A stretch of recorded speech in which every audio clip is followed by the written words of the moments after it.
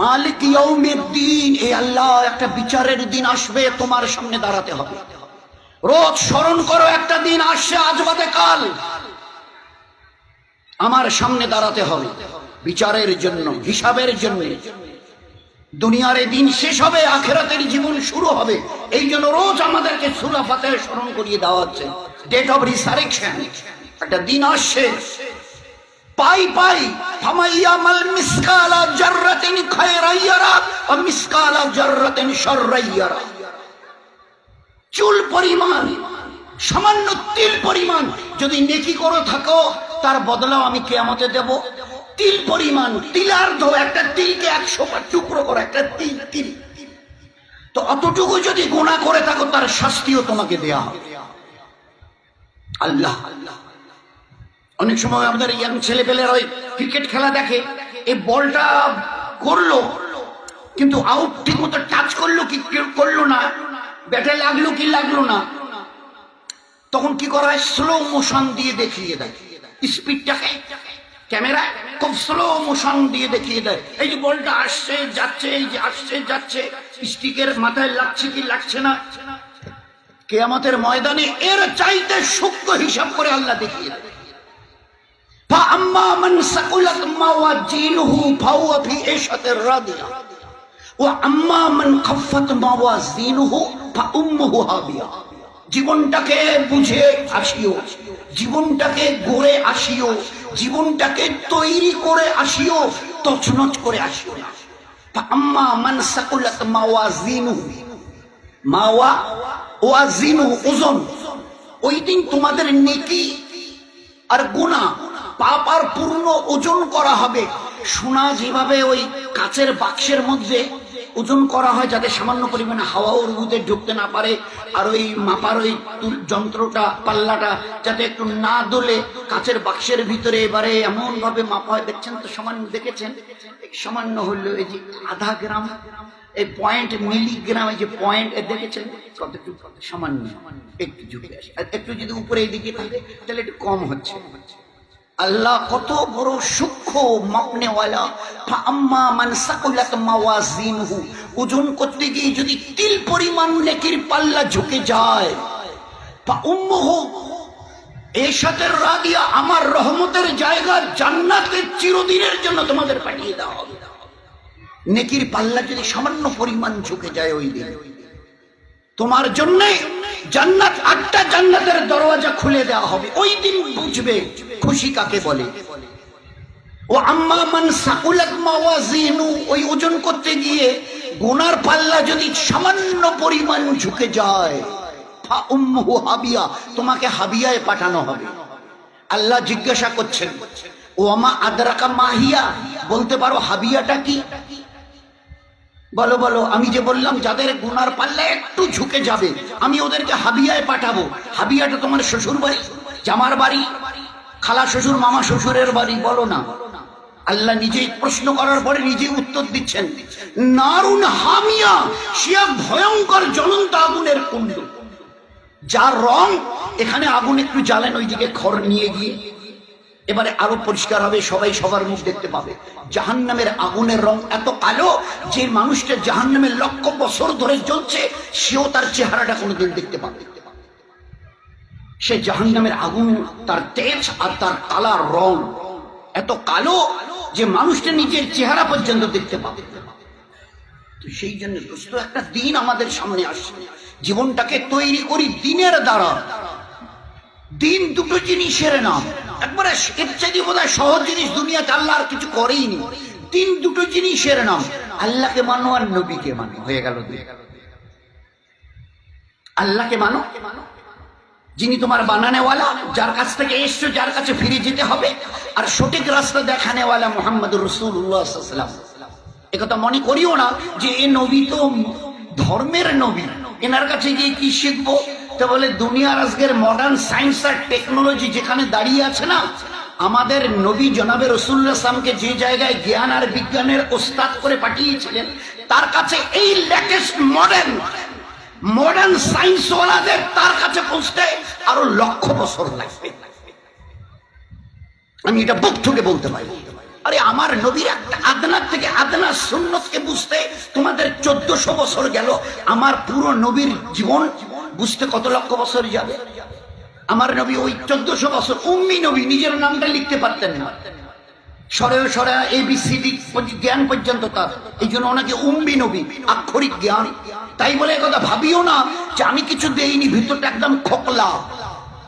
Modern এই টেকনোলজির যুগে খবরদার, আজ পর্যন্ত যা করেছো সায়েন্সের নামে, আমার এই নবী যা দেখিয়ে দিয়েছেন করে গেছেন, তার লক্ষ ভাগের 1 ভাগ কিচ্ছু করতে পারবে।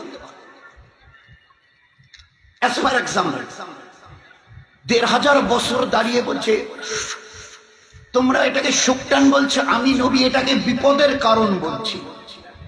নবীর আইকিউ, নবীর সায়েন্স, নবীর আইকিউ, দূরদর্শিতা। দিন কয়েক আগে বলতে এটা শোকটান, এর নামই দেয়া হয়েছিল শোকটান, আজ থেকে 30, 40, 50 বছর আগে। এখন আর ও কথা বলেও না, আর ওরকম লেখা লেখেও না। যত দামি সিগারেটও উপরে লেখা আছে, cigarette smoking is injurious to health, but why it will be there? ও মডার্ন সায়েন্স ওয়ালারা, কি করলে আজ পর্যন্ত তোমরা? একটা মোবাইল হাতে নিয়ে কি বলছে, লে লো দুনিয়া মুঠি মে, আর হাতের সিগারেট, এত দামি সিগারেট, আর তার গায়ে লেখা আছে প্যাকেটটার দাম 150 টাকা, 10টা সিগারেটের দাম, একটা স্টিকের দাম, সিগারেটের দাম 15 টাকা করে, আর উপরে লেখা আছে ধূমপান স্বাস্থ্যের জন্য ক্ষতিকারক। এখানে যে ক্ষতিকারক ব্যাকটেরিয়াটুকু আছে, জীবাণুটুকু, ভাইরাসটুকু, কেন এটাকে বের করে, এটাকে বের করা গেল না? যাচ্ছে না? গোটা দুনিয়া যেখানে নিজের হাতের মুঠোয়, সত্যি তাই করে দেখিয়েছে সায়েন্সওয়ালা, অস্বীকার নেই আমাদের। কিন্তু আমার দামি সিগারেটের প্যাকেটে এখনো লেখা থাকবে কেন? Why it will be there? আমার নবীর নজর, আমার নবীর পারদর্শিতার বিদ্যা, এটাকে অ্যাভয়েড করার ক্ষমতা তোমাদের নেই, চাই যত চেষ্টা তোমরা করো। সিগারেটটা টান দিলে কতটা ব্যাকটেরিয়া তৈরি হয় আল্লাহ পাক নবীকে দেখিয়ে দিয়েছেন। এই নবী আমার শুধু নামাজ, রোজা, হজ, যাকাতের কথা বলবার জন্য যায়নি, জ্ঞান ও বিজ্ঞানের যা কথা বলেছে বুঝতে তোমাদের লক্ষ বছরে, তো 1300 বছর গেল, লক্ষ বছরও লাগবে, লক্ষ বছরও লাগবে। সিগারেটটা টান দিলে যে ব্যাকটেরিয়াটুকু তৈরি হয়, ভাইরাসটুকু যে তৈরি হয়, চিন্তা করতে পারবো না যে কত ক্ষতিকারক জিনিস। কি করে বুঝলো মুহাম্মদ সাল্লাল্লাহু আলাইহি ওয়াসাল্লাম? তিনি তো কোনোদিন কেমিস্ট্রি নিয়ে পড়াশোনা করেননি। 9, 10 এর ছেলেরা, 7, 8 এর ছেলেরা কেমিস্ট্রি পড়ে, ফিজিক্স, কেমিস্ট্রি, তো তার তো 1, 2 বিদ্যা নেই। তিনি কি করে জানলেন যে সিগারেট ধূমপান করলে এর একটা ব্যাকটেরিয়া তৈরি হয়, ভাইরাস তৈরি হয়? কি করে তিনি এই কথা বললেন? একজন উম্মি নবী। কোন গরম খাবারে নাক আর মুখের হাওয়া দিও না। কি করে, কেন বললেন? বলে পিছনের একটা বড় কারণ আছে, দেয়ার ইজ এ রিজন, একটা বড় কারণ। কি কারণটা? কিছুদিন আগে মজা ঘুরালো দুনিয়া, গোটা দুনিয়া মজা ঘুরালো যে এইভাবে বলে বলে বলে বলে লোককে আপনারা ব্যাকডেটেড করাচ্ছে এইভাবে। এই ভাই গরম চায় খুব দেবেন না, এই গরম খাবারে একটু তাড়াতাড়ি যেতে হবে, অফিসে, স্কুলে, কোর্ট কাছারিতে, ট্রেনে, বাস ধরতে হবে, একটু তাড়াতাড়ি একটু ফু দিয়ে নি। বলছে না না, নবী মানা করেছে। ভাই বলছে যে এগুলো মানে কি বলি আপনাদের, এইসব করে আপনারা একটা সমাজকে পিছিয়ে রাখছে। এই ছিল কয়েকদিন পিছনের বল। এখন কি বলছে যে সত্যি আদৌ আমাদের এই সম্পর্কে কোনো ABC নলেজ পর্যন্ত ছিল না। আজ গোটা সায়েন্স কি বলছে, এই 6, 7 এর ছেলেরা এখন পড়ে যে আমরা যখন হাওয়াটা নিই ওটা কি যায় ভাই ভিতরে? কি যায় বলুন? যারা পড়াশোনা করেছেন, পড়াচ্ছেন, কি যায়? O2, oxygen. আচ্ছা, ওই নিঃশ্বাসটা আমি নিলাম, আবার নিয়ে ছেড়ে দিলাম, ওই হাওয়াটা গেল ভিতরে, ঢুকে বেরিয়ে এলো, যখন বেরিয়ে আসে কি বের হয়ে আসে? আরে ভাই কি বের হয়ে আসে? CO2, কার্বন ডাই অক্সাইড, বিষাক্ত বায়ু। এটা মুহাম্মদ সাল্লাল্লাহু আলাইহি ওয়াসাল্লামের জানার কথা ছিল। তিনি তো ধর্মের নবী, তিনি তো ধর্মের নবী। নামাজের কথা বলবে ঠিক আছে, রোজা, হজ, যাকাত, তাসবিহ, তেলাওয়াত, দান, খয়রাত, পর্দা, খুশিদা, বাচ্চাদের তালিম, তারবিয়াতের কথা বলবে। ইনি কি করে বুঝলেন যে হাওয়াটা টানছো মুখ অথবা নাক দিয়ে, অক্সিজেন ভিতরে গেল, যাচ্ছে, আর ওইটাই যখনই বেরিয়ে আসে সঙ্গে সঙ্গে কার্বন ডাই অক্সাইড নামের বিষাক্ত বায়ু? তার তো জানার কথা নয়। বলুন না। তো এরকম এর এক দুটো নয়, গোটা তার লাইফ, তার গোটা লাইফ যদি আমরা স্টাডি করে থাকি তাজ্জব হয়ে যাবে, তাজ্জব হয়ে যাবে যে আল্লাহ পাক এই নবীকে কত জ্ঞান ও বিজ্ঞানের আল্লাহ পাক তাকে এলেম আর পারদর্শিতা দিয়েছেন। এই জন্য শুধু দুনিয়াতে উনি মুখ্য বানাবার জন্য, লোককে নিরেট মুখ্য বানাবার জন্য আল্লাহ তাকে নবী করে পাঠায়নি। তো এই নবীর কে যদি চিনতে চেষ্টা করি, তার আনিত দিনটাকে যদি বুঝতে চেষ্টা করি, তো দিন দুটো জিনিস, আল্লাহকে মানো, নবীকে মানো। আরো একটু যদি দুপায়ে এগিয়ে যাই, ভাই দিন কাকে বলে? বলে ওই দুটো জিনিসের নাম। কি বলো? বলে আল্লাহ যা করতে বলেছে করো, যেটা ছাড়তে বলেছে ছাড়ুন, দিন হয়ে গেল। আল্লাহ কি বলেছে?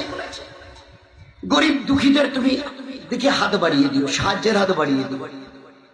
কারণ আমি গীবত, শিকায়েত, পরনিন্দা, পরচর্চা করিও না, এটা করো ওটা করিও না। তো দিন কাকে বলে? আল্লাহ যা করতে বলেছেন করি, আর আল্লাহ যা ছাড়তে বলেছেন ছাড়ি। এতে কি হবে না, তোমার জীবনটা ধন্য হবে, তুমি আল্লাহর কাছে, স্রষ্টার কাছে মেহবুব পেয়ারা হয়ে থাকবে। আর গোটা দুনিয়ার কাছে তোমার এই আখলাককে দেখে গোটা দুনিয়ার কাছে চোখের তারকা হয়ে থাকবে, তারা হয়ে থাকবে। তোমার এই লাইফ স্টাইল যখন লোক দেখবে, এরা কারো নামে গীবত করে না, শিকায়েত করে না, বহতান করে না, কারো উপরে জুলুম করে না।